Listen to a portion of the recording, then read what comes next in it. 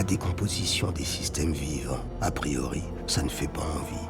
Il s'agit pourtant d'un phénomène au charme irrésistible pour certaines espèces et indispensable pour la plupart des êtres vivants, dont l'homme. Tout ça parce que, accumulé, l'activité d'un très grand nombre d'êtres vivants peut avoir des conséquences à très grande échelle. C'est le cas de la pourriture et de la décomposition du vivant.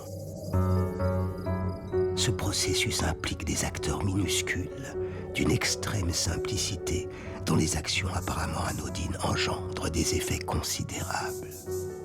Au cœur de ce processus, 3 types de micro-organismes jouent un rôle prépondérant.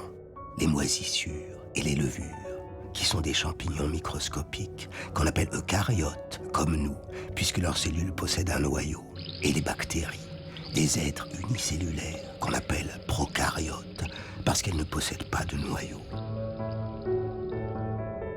Ces micro-organismes attirent des animaux décomposeurs qui les mangent, ou qui mangent ce qu'excrètent tous les animaux. Déjection, mucus, exudat et décomposition organique.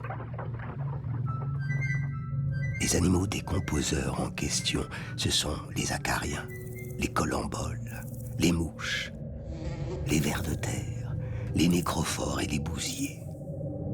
Les acariens sont des arachnides microscopiques de la même famille que les aoutas ou les tiques. Ceux qui sont détritivores se nourrissent de bactéries, de champignons, d'animaux et de végétaux décomposés. La drosophile, appelée mouche du vinaigre ou mouche des fruits, se nourrit quant à elle de fruits très mûrs ou pourrissants, dans lesquels elle pond ses œufs. Les colamboles, arthropodes microscopiques et souvent sauteurs, déjà présents sur Terre il y a 400 millions d'années, avant même l'apparition des insectes, se nourrissent de bactéries et de moisissures. Ils jouent un rôle majeur dans la circulation des nutriments, en particulier pour les végétaux. On les trouve sur le sol, dans le sol, mais aussi dans toutes les canopées du monde où ils se régalent de feuilles mortes et disséminent la microflore. Les insectes nécrophages, qui se nourrissent de cadavres, réussissent à enterrer des carcasses d'animaux aussi grosses que celles de rongeurs, de reptiles ou d'oiseaux gros comme des canards pour nourrir leurs larves.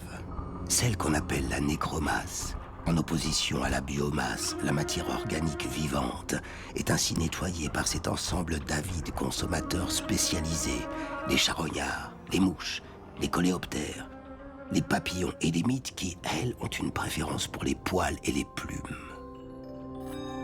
L'action combinée des micro-organismes et des animaux décomposeurs permet donc de recréer la vie à partir de la mort, de nettoyer la matière vivante et, accessoirement, d'éviter que nous soyons submergés de matière morte.